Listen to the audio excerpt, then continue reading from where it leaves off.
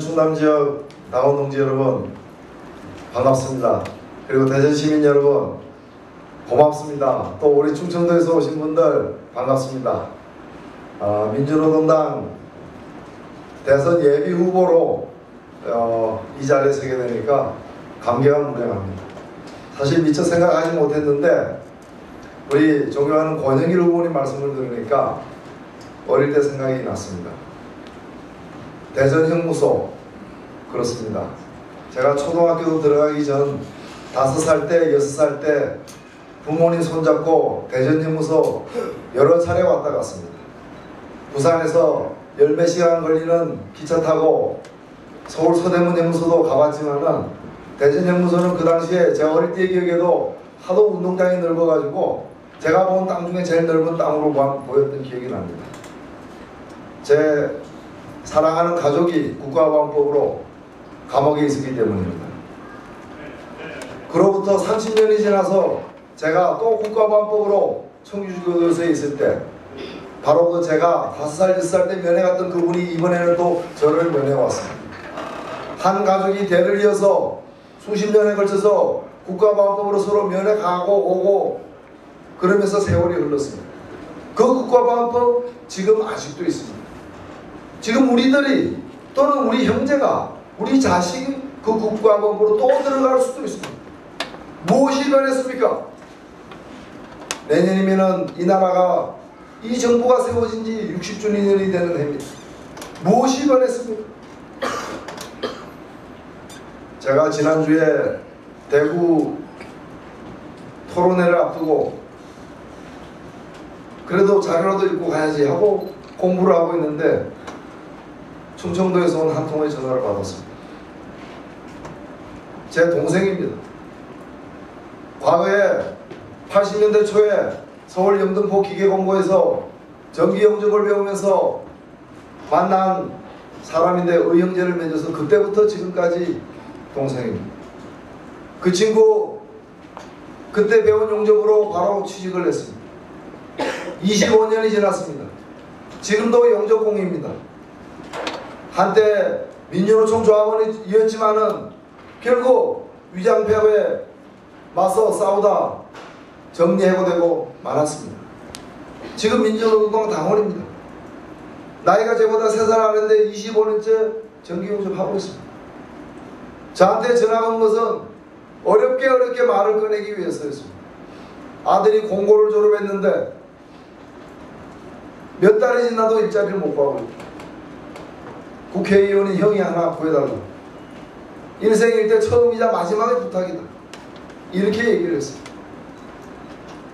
실제로 돈 한 푼 빌려달라고 하지 않은 친구입니다. 그렇게 어렵게 살면서도 일자리 하나 부탁하는데 참으로 저는 자괴감을 느꼈습니다. 제 힘으로 구할 수 있는 일자리가 없습니다.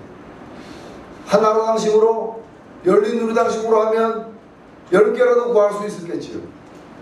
그러나 제 힘으로 구할 수가 없었습니다. 참으로 안타깝고 가슴 상하는 그런 시간들이 계속 지나갔습니다. 저는 스스로 생각했습니다. 세상 많이 변했다는데 도대체 무엇이 변했는가? 그 친구의 일생에 있어서 지난 25년간 무슨 변화가 있었느냐? 그렇게 어렵게 고생하면서 영접을 배우고 정기영접으로 25년을 산 그 친구가 이제 자기 아들을 공고 겨우 졸업시키고 일자리 하나 못 찾아서 아버지 된 그 심정으로 다시 아들을 걱정하고 있는 다람쥐 쳇바퀴와 같이 하나도 변함없이 돌아가는 시간만을 보고 있는 것입니다. 무엇이 변했습니까? 저는 그래서 민주노동당을 다시 생각하고 있습니다. 민주노동당이 세상을 바꾸겠다고 한 말은 그냥 멋있게 한번 내지른 얘기일 수가 없습니다. 7년 전 7,000명이 모여서 민주노동당을 만들 때 그때 세상을 바꾸겠다고 한 그 염원이 지금 어떻게 되어 있습니까? 저는 민주노동당이 할 일은 많지만은 그 중에서 가장 중요한 일은 이 세상을 근본적으로 뜯어 고치는 일이라고 생각됩니다. 그렇지 않는다면 민주노동당 그렇게 열심히 할 필요 없습니다. 이 세상을 조금씩 낫게 만드는 일, 열린우리당도 할 수 있습니다. 민주당이라고 왜 못하겠습니까? 그러나 이 세상을 근본적으로 뜯어 고치는 일, 민주노동당 말고 누가 그걸 하겠습니까? 6월 항쟁 끝난 지 20주년이 됐습니다. 세상 변했습니까? 그 투쟁의 과실은 누가 가져갔습니까? 김영삼, 김대중, 그리고 노무현 정부에 이르는 한 줌도 안 되는 정부 세력들이 가져가 버렸습니다. 대다수 민중들은 무엇입니까? 789 노동자 대파업 투쟁 이후 다시 20년이 지났습니다. 지금 우리나라에 존재하는 노동조합의 절반은 생일이 87년 7월 혹은 8월 혹은 9월입니다. 그 3개월 동안 3,000건이 넘는 파업이 발생하고 그 3개월 동안 1,200개가 넘는 노동조합이 만들어졌습니다. 그로부터 20주년이 지났습니다. 지금 어떠합니까? 무엇이 변했습니까? 1987년 7, 8, 9월로부터 우리는 얼마나 더 앞서가 있습니까? 얼마나 더 발전해 있습니까? 그냥 그대로 아닙니까?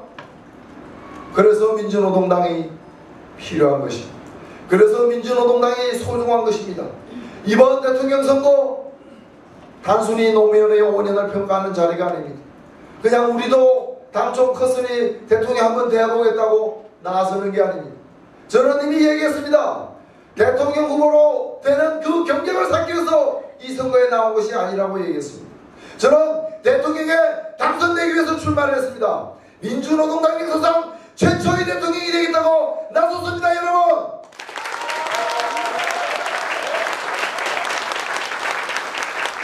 제 개인이 대통령이 되는 게 그분이 중요하겠습니까? 중요한 것은 민주노동당의 집권입니다. 민주노동당이 집권을 해야만 세상을 바꿀 수 있기 때문입니다. 지난 20년 노태우, 김영삼, 김대중 그리고 노무현에 이르기까지 한나라당 10년 그리고 민주당과 열린우리당 그 10년 도합 20년이 우리 사회에 뭘 가져다 주었습니까? 결국에 높은 청년 실업률, 850만 명의 비정규직, 그리고 80~90%가 적자에 얻어기는 650만 명의 자영업자, 그리고 이제 드디어 한미의 FTA가 실현되게 되면 영원히 농촌을 떠나야 하는 우리 300만이 넘는 농민들, 그리고 여전히 경찰들과 숨바꼭질을 하면서 생업의 장소를 도망쳐 다니면서 가져야 하는 그 도시 빈민들, 무엇이 달라졌습니까? 그래서 저는 이번 대통령 선거야말로 우선 지난 20년간의 이 한나라당과 민주당, 열린우리당의 이 국정 운영에 대해서 완전히 심판을 가고 이번에 한나라당도 아니고 열린우리당도 아닌 새로운 선택 민주노동당 서민의 정부 민중의 권력으로 세상을 바꾸자는 것입니다. 여러분, 저는 이것을 바로 6공화국 해체라고 얘기하고 있습니다. 단순히 하나의 정권을 바꾸는 것이 아니라 본질이 똑같은 한나라당, 열린우리당 정권들이 만들어낸 이 6공화국 체제를 이제 우리는 해체하고 청산해야 된다는 것입니다. 그래서 지난 20년과 다른 20년을 만들자는 것이 바로 7공화국 운동입니다. 여러분, 이 7공화국 운동 제가 대통령이 된 뒤에 벌릴까요? 이 6공화국을 해체해야 된다는 것은 단순히 하나의 정권만 교체하겠다는 것이 아닙니다. 바로 한 시대를 교체하겠다는 것입니다. 본질이 똑같은 그 보수 세력들을 이제 진보 세력, 노동자, 농민, 민중 세력으로 교체하겠다는 것입니다. 바로 그렇기 때문에 저는 부산 유세에서부터 부동산만큼은 사회주의적 방식으로 해야 된다고 얘기했습니다. 대구 유세에서는 부동산 보유세에 대해서 이명박 후보에게 물었습니다. 그리고 오늘 이 대전 토론에서는 저는 교육이야말로 혁명적 방법으로 바꾸지 않으면 사교육비니 뭐니 그 어떤 것도 바꿀 수 없다고 선언했습니다. 이 모든 것들은 대충대충해서 달라질 것이 없습니다. 이 모든 것들은 그야말로 한 세상을 바꾸는 새로운 공화국을 열어나가는 그런 포부와 기세로 바꿀 수 있는 겁니다. 그래서 저는 이번 선거 최대의 공약이 뭐냐? 민주노동당이 누가 후보가 되든 이번 선거에 내걸어야 될 최대의 공약이 뭐냐? 우리는 철학이 다르다는 것을, 사상이 다르다는 것을, 근본 노선이 다르다는 것을, 우리가 만들 세상은 근본적으로 다르다는 것을 보여줘야 될 것입니다. 그렇지 않는 한 남들이 200개, 200만 개 만들겠다는 거 우리는 250만 개 만들고, 남들이 5% 세금 긋겠다는 거 우리는 7% 갖는 그런 식으로 대응으로 민주노동당의 차별성은 제대로 표현할 수 없는 것입니다. 저는 이번 선거가 민주노동당에는 기회라고 생각됩니다. 실로 그렇습니다. 어찌 보면 이번 선거는 민주노동당을 위한 선거라고 생각됩니다. 13명의 후보가 이미 대선 출마를 선언했고, 다음 주 월요일이면 한 명이 추가되는 열린우리당이 이번 대선에서 희망이 있습니까? 국민들이 열린우리당을 통해서 빛을 보고 있습니까? 그렇지 않습니다. 이미 거기는 난파선입니다. 표류하고 있습니다. 선장 지낸 사람 순으로 다 배를 떠나고 있습니다. 대통령 선거 정권자가 그들 스스로 포기한 지 오래입니다. 한나라당 보십시오. 한나라당 지금 유일하게 민주노동당과 맞서 싸울 상대입니다. 둘 중 하나든 그대로 가든, 그리고 남자가 후보가 되든 여성이 후보가 되든 중성이 후보가 되든 그 누가 후보가 되든 한나라당 후보와 민주노동당 후보가 맞서는 대결 국민이 이번 17대 대통령 선거입니다. 저는 이 대선에서 민주노동당을 대표해서 한나라당 반드시 끊어내겠습니다. 저는 간절히 바랍니다. 한나라당 제발 제일 센 사람 좀 내보내세요. 저는 센 사람하고 붙을 때만 더욱 강해집니다. 한나라당 가장 센 사람을 확실하게 끊어내겠습니다, 여러분.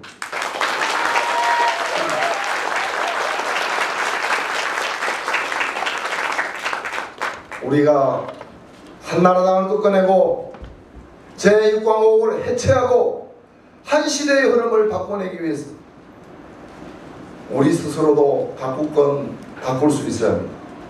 실제로 많은 국민들이 원하고 있습니다.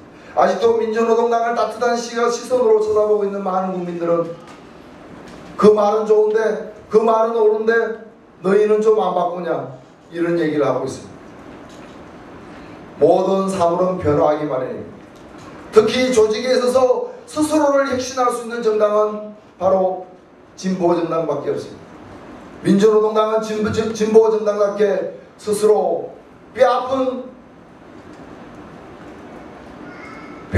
조치를 감수해서라도 스스로를 바꿀 수 있어야 됩니다. 어느새 우리는 7년이라는 세월을 거쳐오면서 우리 스스로 현실에 안주하려고 하는 그런 분위기는 없는지 되돌아봐야 됩니다. 어쩌면 쥐꼬리만한 것도 기득권이라고 그것에 연연해야 하는지 뒤돌아봐야 됩니다. 어쩌면 우리에게는 매우 편리하지만은 이미 시대에 동떨어지고 국민에게 감동을 주지 못하는 그런 낡은 방식의 사업, 그런 낡은 방식의 정치활동, 여기에 급급해하고 있는지 우리 스스로를 되돌아봐야 됩니다. 저는 그래서 일찍이 17대 국회에 등단하면서부터 당의 정체성을 빼고 바꿀 수 있는 건 다 바꿀 수 있어야 된다고 얘기한 바가 있습니다.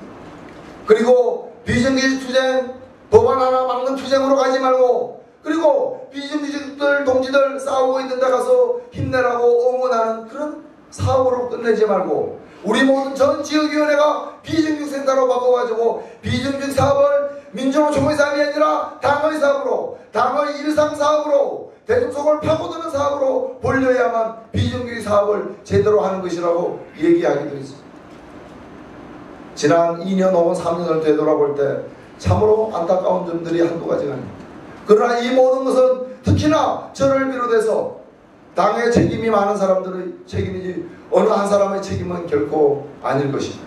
이제 이 당을 우리는 바꿔내는 데 스승치 말아야 됩니다. 바로 이번 대통령 선거에서부터 바꿔내야 됩니다. 운동 방식부터 시작해서 필요하다면 운동 선수까지 교체해 가면서 이 대선에서부터 바꿔내야 됩니다. 대통령 선거에서 우리에게 표를 몰아주면 그 다음에 바꾸겠다고? 그걸 공약으로 얘기할 수 있겠습니까? 우리 스스로 바꾸지 않으면 우리를 지지하지 않을 것입니다. 그래서 저는 이번 대통령 선거는 다른 대통령 선거와 달라야 된다고 생각합니다. 민주노동당 이번 대통령 선거가 역사적으로 볼 때 세 번째입니다. 97년 대통령 선거에서는 국민승리 21 이름으로 나갔지만 그 당시 권영길 후보 처음으로 진보의 목소리를 대통령 선거에서 알렸습니다. 2002년 대통령 선거에서 민주노동당 이름으로 처음 또 우리 권영길 후보께서 나갔습니다. 저는 이 두 차례의 선거를 다 선대본부장과 실무자로서 이 선거에 참여했습니다. 저는 이 두 차례의 선거에서 얻은 것이 참으로 많았습니다. 2002년 대선에서 저는 이제 올해도 마찬가지겠지만은 10월부터 시작되는 후보 토론회와 더불어서 정책 책임자 토론회가 있습니다.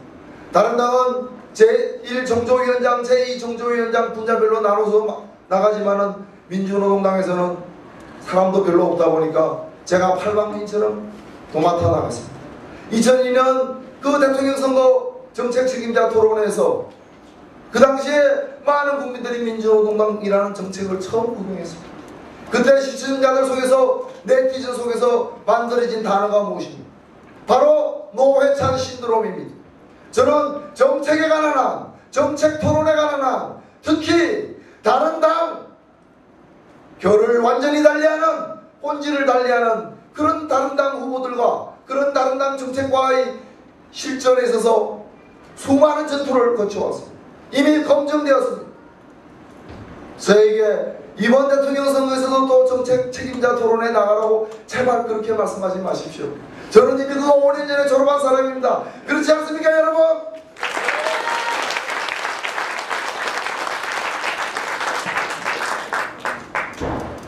대통령 선거는 정책의 대결이 아니라 정치의 대결입니다. 제가 정책의 대결이 아니라 정치의 대결이라고 얘기한 것은 정책을 가볍게 보는 것이 아닙니다. 오히려 정책을 무겁게 보는 것입니다. 이슈화되지 않은 정책, 생명력이 없습니다. 이슈화되지 않은 정책, 정치가 아닙니다. 그것은 서류입니다. 서류. 그런 서류 민주노동당이 제일 많습니다. 정책을 어떻게 정치화시키느냐, 정책을 어떻게 이슈화시키느냐, 이것이 정치력입니다. 그런 거 해봤냐고요? 저는 좀 해봤습니다. 저는 국민을 감동시켜본 경험이 있습니다. 저는 우리 당의 주요 정책을 앞장서서 주창하면서 당의 지지율을 높여본 경험이 있습니다. 최근에도 저는 신용카드 가맹점 수수료를 가지고 650만 명의 자영업자들의 마음을 들었다 놓아보았습니다. 민주노동당이 이런 것도 하는 당인 줄 몰랐다는 얘기를 나오도록 만들었습니다. 이미 민주노동당 중앙당 선거기획단의 각종 조사에서 상층의 민주노동당 지지율이 지난 수개월 동안 2배로 뛰었다는 객관적인 결과 보고도 나와 있습니다. 이것이 정치입니다. 개인적으로 정책을 많이 한 건 뭐합니까? 아까 우리 심상정 후보도 좋은 말씀하셨습니다. 개인기보다는 조직을 주도하는 그 능력이 중요하다고 100번 넘으신 말씀입니다. 신용카드 가맹점 수수료 사업을 어떻게 했습니까? 그것은 한 사람의 정책적 아이디어로 끝날 수도 있었던 일이었습니다.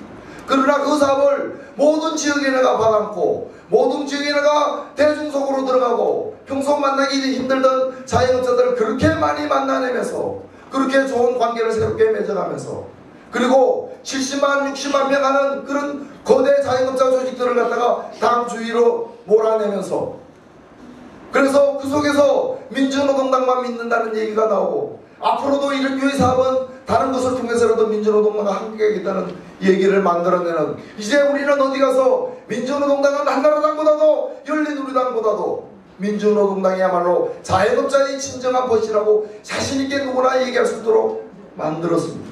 이것이 바로 정치인 것입니다. 이것이 바로 활동이라는 것입니다. 이것이 바로 조직적 실천이라는 것입니다. 저는 이번 대통령 선거에서 반드시 새로운 정치를 만들어내겠습니다. 사실 저는 과거 경력을 여러분 아시는 분은 다 아시겠지만 동료들과의 경쟁에서는 몹시 약합니다. 몹시 약합니다. 최고로 많이 해봤자 8등합니다. 그러나 저는 적과의 싸움에서 강한 상대방과의 싸움에서 한 번도 무릎을 꿇은 적이 없습니다. 제가 오늘 이 자리에 어떻게 섰습니까? 바로 김종필, 부산고지의 김종필을 역사의 무대에서 끌어냈기 때문에 이제 선거 아닙니까? 제가 어떻게 이 자리에 섰습니까? 바로 삼성물류가 맞서고 악기와 맞서 싸웠기 때문에 이 자리에 선 거 아닙니까? 제가 어떻게 이 자리에 섰습니까? 주한미군의 전략적 유연성을 가지고 싸워서 미 국방성 성명이 나오도록 만들었기 때문에 이 자리에 선 게 아닙니까? 저는 우리 동지들 앞에서는 힘이 안 납니다. 약해집니다. 그러나 제가 앞에 서면 저는 어디서 나오는지 모를 무한한 힘을 뽑아낼 수 있습니다. 저를 적들 앞에 내세워 주십시오. 저를 가장 큰 전쟁터로 내보내 주십시오.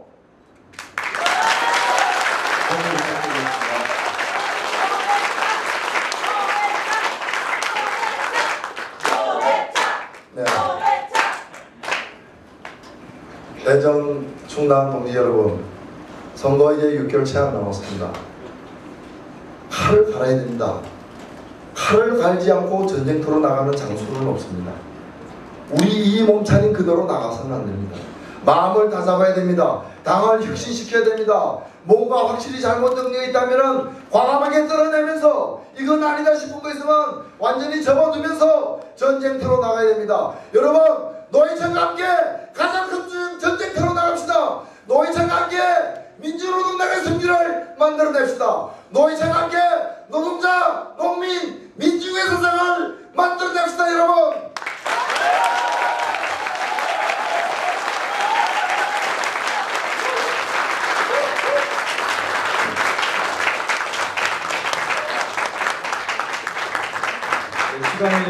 시간은 끝은 못했습니다. 죄송합니다. 자, 한번 구호 한번 외쳐보겠습니다. 이 열기를 모아서 자, 한번 같이 해봅시다.